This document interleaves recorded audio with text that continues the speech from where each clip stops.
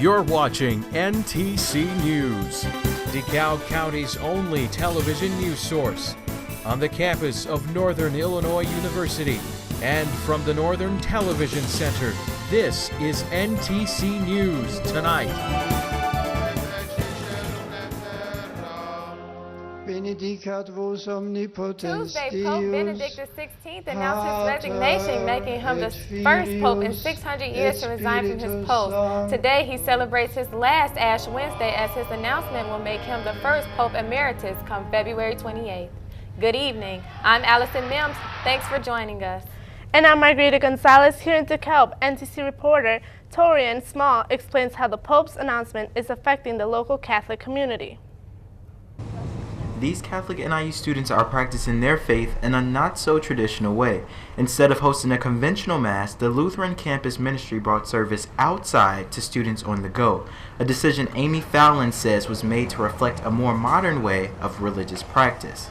This is called Ashes to Go, and it is a sign that the church understands that the church really isn't the building, but it is the people. And for students who couldn't make it inside for Mass, like Nicole Palouse, being able to stay connected to their faith is most important, especially considering the Pope's resignation, a change many students found shocking. My reaction was shocked because I didn't think that a Pope could actually do that, though. None of them actually have. They usually live out their terms by, they die, I guess. In more traditional churches like Newman Catholic Student Center, normal Mass proceeds in light of his recent announcement. Although this change is unprecedented for the Catholic community, many Catholic leaders like Reverend Kenneth Anderson of St. Mary Catholic Church believes his decision could lead this religion in a new, more progressive direction. The role of women in the church and the role of women and the dignity of women in the world too. The church has always stood on life and life issues. Medical technology is changing so rapidly, so there's always that medical morality and the ethics as well. They have to be addressed on a regular basis. If these issues are addressed under the new administration, the Catholic community can expect even more changes to come. Taurean, NTC News Tonight. Thank you, Taurean. The Women's Resource Center is looking to help NIU students succeed at the upcoming job fair. Students were able to take business clothes and shoes at the Clothing Expo on Tuesday. Companies such as Kohl's and Little in the Middle by Lee Ann Park helped contribute to the cause. Professors and staff also helped donate clothing. The Clothing Expo allowed more than 70 students to have business attire for the job fair. The Women's Resource Center is not just for women. The goal is to raise awareness of gender equality. So this is a great opportunity to make a partnership with Career Services to provide opportunities for students to come get free clothing. And it's basically where faculty and staff and students, if they like, can donate clothing, gently used clothing, to swap out their clothes for student success so they can be successful in the business world. Students can also donate. There are drop boxes around campus and also at the Women's Resource Center. DeKalb Fire investigators have a better idea of what caused Monday's apartment fire on Normal Road. It appears to have started below a hot water heater on the second floor. Firefighters evacuated the building and removed parts of the ceiling on the first floor to reach the blaze. DeKalb County is still looking to relocate residents of Evergreen Village, but relocation plans are being kept in the dark. Evergreen Village Mobile Home Park in Sycamore has been the location of 2 major floods in the past 6 years. The flooding has caused DeKalb County to want to start the relocation process of Evergreen Village. It has been a long, stressful process for the manager of the park, Kathy Santoro, as well as the residents. They've had meetings and we weren't told about the meetings. They have scared several of the people in the park, and what breaks my heart and is also really devastating to me and hard on me is when they call here or come here, I have no answers to give to them because I've not been told anything yet.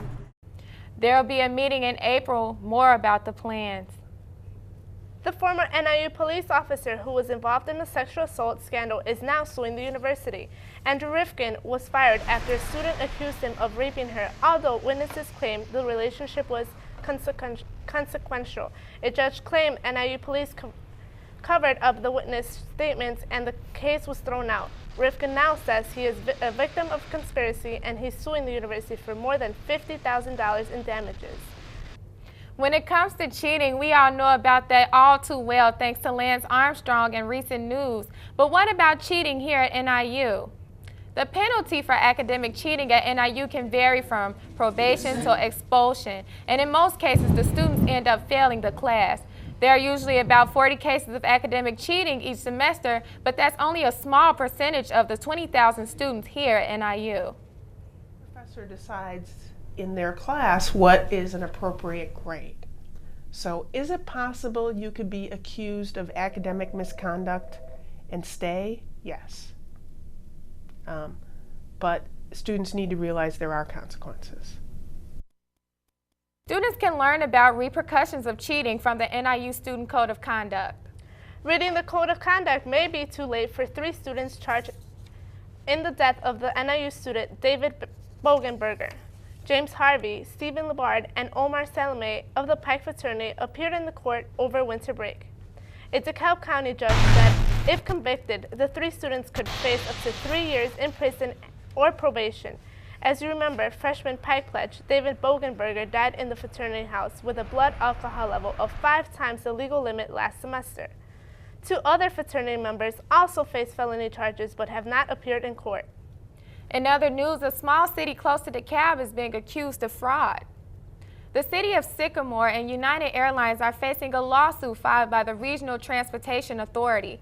It states that the United Aviation Fuels Corporation is running a sham office. According to the RTA, this office is based in Sycamore so that it can pay a low tax rate for jet fuel. But the agency claims that the fuel is actually being bought in Chicago, where taxes are much higher. United officials say that the fuel is bought in the office, and Sycamore mayor says it's legal. This has been challenged before, and we were confident that this being within the law, within the state of Illinois, we will be fine here. RTA is accusing American Airlines of operating a similar sham office in Sycamore and plans to proceed with legal action in the future. The sun is shining and the snow is melting. That could be good news. That could actually be great news. Cwynar is here now to tell us about the weather, and I hope that it's good. Well, I've got good and bad news. Today was beautiful. The sun was shining. I heard birds chirping. It was wonderful. But tomorrow, temperatures are going to stay about the same, but we could see rain and snow throughout the day. So not so great. But let's look at our temperatures for tomorrow. You can see temperatures in the mid-30s to mid-40s and snow and rain expected throughout the area. I have a full weekend forecast when we get back. You're watching NTC News Tonight. When I have an asthma attack, I feel scared. Sometimes my parents have to take me to the hospital. I feel like a fish with no water. You know how to react to their asthma attacks. Here's how to prevent them. Call 1-866-NO-ATTACKS. Visit www.noattacks.org or call your doctor. Because even one attack is one too many.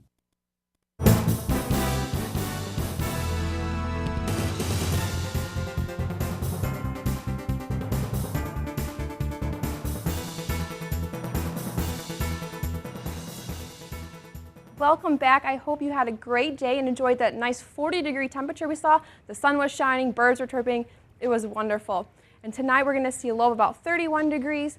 Temperatures were above normal for today, so that's great, but temperatures will decrease later on the week. We have 2 systems moving throughout the United States today. We have the southerly system that's bringing floods to those southern states, and another system moving through dumping snow, so quite a big difference throughout the country. Tonight, nothing's really happening us for here. We're going to see a few clouds. That low starts to approach, but still pretty calm and clear. But tomorrow, that low starts to approach our area. We're going to see stronger winds, the possibility of some rain and snow throughout the day. For Friday, that low moves northeast, but we are going to see still those strong winds. Temperatures are going to decrease as that cold front moves through, and the possibility of a flurry or 2 for Friday. Tonight, increasing clouds, keeping that low from dropping too low. We're going to see 31 degrees, and winds start to ramp up tonight. Tomorrow, a chance of rain and snow later throughout the day. Cloudy, breezy with a high of 39 degrees, and as you can see, those gusts could reach up to 35 miles per hour. For tomorrow night, it's going to be cloudy, with some snow possible, a low of 21 degrees, and again, those gusts are going to be strong at 25 miles per hour. For my 5-day forecast, we have a roller coaster of temperatures throughout the week and weekend. Thursday, breezy with a high of 39 degrees. Take a big 10-degree dip on Friday with possibility of a flurry or two. For Saturday and Sunday, Saturday temperatures reach a low of 21 degrees. Sunday, 32, and then another 10-degree jump to 40 on Monday with a possibility of a rain shower or some snow throughout the day. That's all I have for you. Let's take it back to the desk.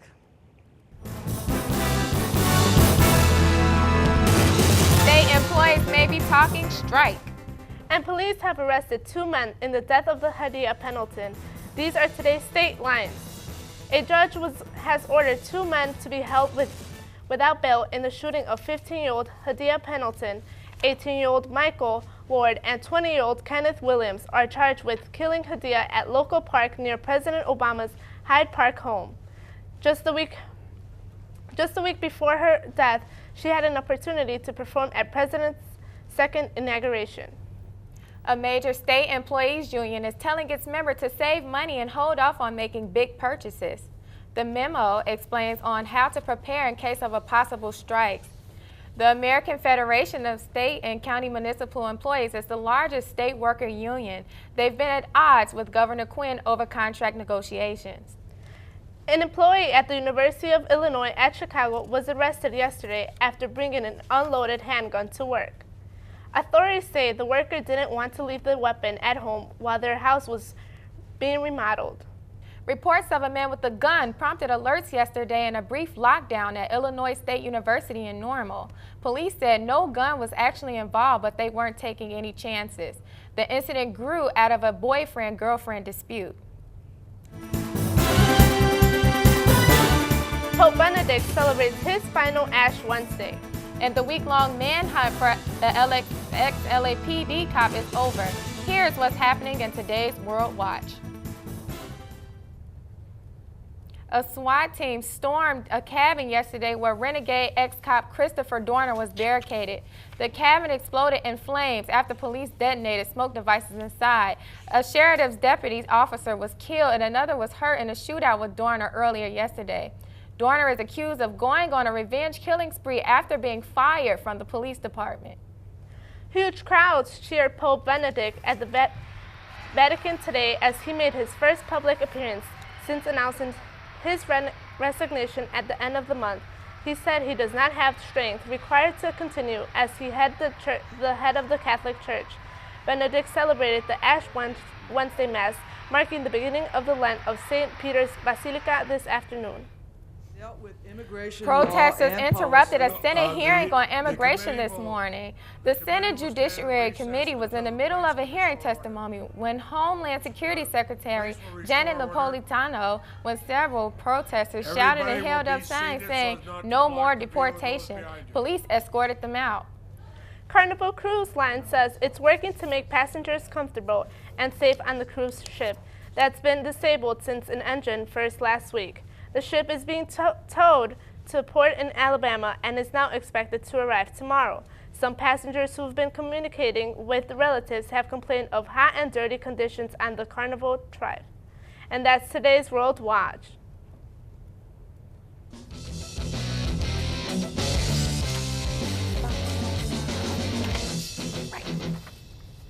Welcome to NTC Sports. I'm Erica Burgess. The NIU men's basketball team hit the road this past Saturday, falling to Buffalo 59-54. But tonight they return to the Convocation Center looking to end their 3-game losing streak. Ball State enters the Convo tonight. Both teams are 3-7 in MAC play. The Cardinals are the only team in the MAC the Huskies have not played. Abdul Nader heads into tonight's game averaging 17 points and 8 rebounds over the last 4 games. The game tips off tonight at 7 o'clock. We hope to see you there. Sticking to men's hoops, Big Ten basketball is going back and forth all season. The Michigan Wolverines paid a visit to East Lansing to play Michigan State. This is the first time Michigan State and Michigan played this season. Michigan State started out strong as Gary Harris hits a 3-ball. And a couple possessions later, he will hit another one from downtown. And Dawson will get a steal and throws it down at the other end. And in the second half, Denzel Valentine couldn't finish, but no worries, Matt Costello's got his back. Michigan State never trailed during this game, and the Spartans win it big, 72-43. The Miami Heat continue to have a great season. After winning the finals last year, LeBron James continues to do the unthinkable. The Heat took on the Portland Trail Blazers last night, and it was one to remember for King James fans. James put on a show for the crowd last night as he set another NBA record. Make it 6 games straight where LeBron has scored 30 points and shot at least 60% from the field. It was a great night for Heat fans as Miami topped Portland 117-104. The Chicago Blackhawks took on the Anaheim Ducks last night at the United Center. The Hawks hoping to keep their winning streak going, but the Ducks would not let that happen. Anaheim on the power play in the second period. Ryan Getzlaff gets the backhand shot and it'll put the Ducks up by 1. Now Chicago on the power play. Nick Leddy with one-timer for the goal to tie it at 1. Chicago 2-1 with under 3 minutes left in the third. The Ducks put it in the net for the game tied at 2. Now in the shootout, Corey Perry beats Corey Crawford to put the Ducks up by 1. Brandon Saad, in his first ever shootout, needs to score to keep this game alive. He could not make it happen, and the Ducks will take the win 4-3. In sports notes today, women's softball swept league honors from last week. Jennifer Barnett was named MAC West Player of the Week, and Jessica Sturm was named MAC West Pitcher of the Week. The men's golf team split 6 games yesterday against Eastern Michigan. The Huskies finished in 4th place after losing to the Eagles in a tiebreaker match. Today's play of the day is one that you are probably not expecting to see. Banana Joe won the Westminster Kennel Club Dog Show last night. This little guy is 5 years old and won Best in the Show at Madison Square Garden. For being the first of his breed to win, Banana Joe takes our play of the day. I don't know about you guys, but that little guy can be my Valentine this year. That's all with sports. Let's send it back to the desk. Valentine's Day is tomorrow, and couples are preparing for their special day. But singles are still playing the flirting game. NTC's news reporter Lauren Fuller has more after the break. Stay tuned. I'm in the honors program here at NIU. The Honors House is a place where honors students can live together. I lived in the Honors House as a freshman, so I got to meet people right off the bat. Students who are in the same kinds of classes as me. So living in the Honors House just meant I had that group to start off with. Living with other honors students made all the difference in my experience, so why go anywhere else? Northern Illinois University, learning today, leading tomorrow. It's a normal day in the Husky Den. The guys are huddled together, studying or just chatting. The girls are working their own space, until they decide it's time to work each other's space, or what you might call flirting. In the interpersonal realm, I study a lot of flirting interaction. David Henningsen is a communications professor who's been researching the ritual of flirting. He's uncovered 6 reasons for flirting. Unfortunately for men, the most common reason women flirt is just for fun. The reason men flirt? Sex. This leads to many misunderstandings. There is a tendency, for instance, for men to perceive more sexual interest than women actually intend to convey. So men overestimate sexual interest. So I guess my advice to you is if you're a man in the flirting interaction, she's probably not as interested in you as you may think. Here's what we found when we did our own research. So how are you at flirting? Not very good. How are the guys up here at Northern at flirting? Thirsty. Yeah, I would have to go with thirsty. They don't know how to do it right. It's just they need help. If your flirting game is weak, don't lose hope. We've got some advice for you from a professional. So the smile and the coy look and the hair flip that you hear about in flirting, I think are good flirting behaviors. They're ambiguous. They don't necessarily convey anything. If you're grabbing people, you're probably not flirting anymore. Henningsen's research reveals one more startling fact about the game of love. By the time you graduate, you will have met 90% of the marriageable people that you will come across in your life. No pressure.